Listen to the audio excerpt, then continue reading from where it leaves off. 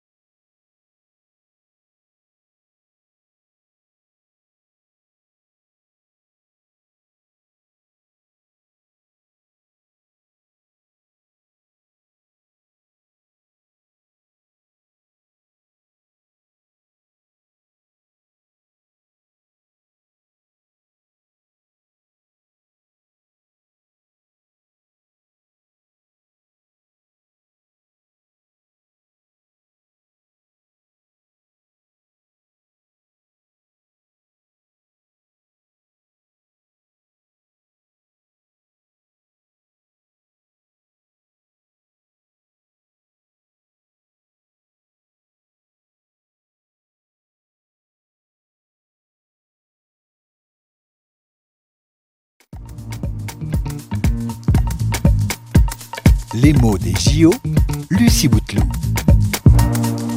Elles s'appellent Misha, Vinicius, Wenlock ou encore Pevos et Athéna. Ce sont les mascottes olympiques. Et cette année pour les JO de Paris, on les nomme les Phryges. Les Phryges parce qu'elles évoquent le bonnet phrygien. Le nom est donc une apocope, c'est-à-dire qu'on a supprimé la fin du mot initial. Mais quand on dit les Phryges, on comprend tout de suite à quoi elles font référence. D'ailleurs, les deux mascottes de cette 33e Olympiade ont bien la forme et la couleur rouge des bonnets phrygiens. Des bonnets que portaient les esclaves affranchis sous l'Empire romain et qui ont été investis un peu plus tard par les Américains pendant la guerre d'indépendance avant de devenir le symbole de la Révolution française. Alors, pourquoi avoir choisi de telles mascottes pour incarner les Jeux de 2024 ? J'ai posé la question à Éric Monin, c'est le directeur du Centre d'études et de recherche olympique à l'Université de Franche-Comté. Nous sommes dans une révolution sociétale, dans une volonté inclusive des personnes handicapées, de l'équité homme-femme. Pour la première fois, cette mascotte va être également la mascotte des Jeux paralympiques. Elle va tout simplement prendre en compte de manière globale ces sociétés dans lesquelles nous souhaiterions vivre ensemble. Alors on l'a compris, la mascotte incarne les valeurs olympiques et elle met aussi un coup d'éclairage sur la culture du pays hôte. Et puis, elle permet de s'identifier, de fédérer. Pourquoi ? Eh bien parce qu'elle est séduisante. Toujours souriante, l'œil pétillant. Elle a ce côté sympathique, enfantin et bienveillant qui plaît à toutes les générations. Il faut dire qu'elle prend souvent la forme d'un animal totem, symbole de valeurs positives. Je pense par exemple à Misha, l'ours russe pour les Jeux de Moscou en 1980, ou alors à Amik, le castor des Jeux de Montréal en 1976. Mais pour mieux comprendre le pouvoir que l'on confère à ces mascottes, allons voir du côté de l'étymologie du mot. Le mot mascotte est assez récent, puisqu'il date de la fin du 19e siècle. C'est un emprunt du provençal mascotto, qui veut dire l'envoûtement, le sortilège. Il y vient lui-même de masco, qui désigne la sorcière, la magicienne. Rien d'étonnant donc à ce que la mascotte désigne aujourd'hui un animal, un objet ou un personnage qui a le pouvoir de porter bonheur. Et c'est précisément pour cette raison qu'on les retrouve régulièrement pour représenter des équipes sportives. Aujourd'hui, il faut bien le dire, la mascotte représente aussi un enjeu marketing considérable pour le pays hôte. Et elle est donc aussi largement représentée que les autres symboles des Jeux, comme par exemple les anneaux olympiques. Mais ça, c'est une autre histoire. Les mots des JO, une chronique avec le soutien des ministères de la Culture, de l'Europe et des Affaires étrangères et des Sports.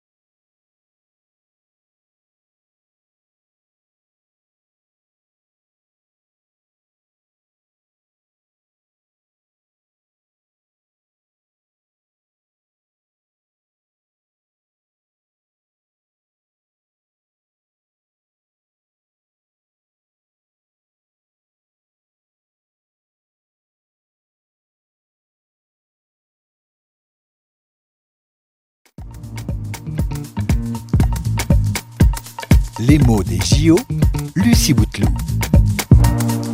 Elles s'appellent Misha, Vinicius, Wenlock ou encore Pevos et Athéna. Ce sont les mascottes olympiques. Et cette année pour les JO de Paris, on les nomme les Phryges. Les Phryges parce qu'elles évoquent le bonnet phrygien. Le nom est donc une apocope, c'est-à-dire qu'on a supprimé la fin du mot initial. Mais quand on dit les Phryges, on comprend tout de suite à quoi elles font référence. D'ailleurs, les deux mascottes de cette 33e Olympiade ont bien la forme et la couleur rouge des bonnets phrygiens. Des bonnets que portaient les esclaves affranchis sous l'Empire romain et qui ont été investis un peu plus tard par les Américains pendant la guerre d'indépendance avant de devenir le symbole de la Révolution française. Alors, pourquoi avoir choisi de telles mascottes pour incarner les Jeux de 2024 ? J'ai posé la question à Éric Monin, c'est le directeur du Centre d'études et de recherche olympique à l'Université de Franche-Comté. Nous sommes dans une révolution sociétale, dans une volonté inclusive des personnes handicapées, de l'équité homme-femme. Pour la première fois, cette mascotte va être également la mascotte des Jeux paralympiques. Elle va tout simplement prendre en compte de manière globale ces sociétés dans lesquelles nous souhaiterions vivre ensemble. Alors on l'a compris, la mascotte incarne les valeurs olympiques et elle met aussi un coup d'éclairage sur la culture du pays hôte. Et puis, elle permet de s'identifier, de fédérer. Pourquoi ? Eh bien parce qu'elle est séduisante. Toujours souriante, l'œil pétillant. Elle a ce côté sympathique, enfantin et bienveillant qui plaît à toutes les générations. Il faut dire qu'elle prend souvent la forme d'un animal totem, symbole de valeurs positives. Je pense par exemple à Misha, l'ours russe pour les Jeux de Moscou en 1980, ou alors à Amik, le castor des Jeux de Montréal en 1976. Mais pour mieux comprendre le pouvoir que l'on confère à ces mascottes, allons voir du côté de l'étymologie du mot. Le mot mascotte est assez récent, puisqu'il date de la fin du 19e siècle. C'est un emprunt du provençal mascotto, qui veut dire l'envoûtement, le sortilège. Il vient lui-même de masco, qui désigne la sorcière, la magicienne. Rien d'étonnant donc à ce que la mascotte désigne aujourd'hui un animal, un objet ou un personnage qui a le pouvoir de porter bonheur. Et c'est précisément pour cette raison qu'on les retrouve régulièrement pour représenter des équipes sportives. Aujourd'hui, il faut bien le dire, la mascotte représente aussi un enjeu marketing considérable pour le pays hôte. Et elle est donc aussi largement représentée que les autres symboles des Jeux, comme par exemple les anneaux olympiques. Mais ça, c'est une autre histoire. Les mots des JO, une chronique avec le soutien des ministères de la Culture, de l'Europe et des Affaires étrangères et des Sports.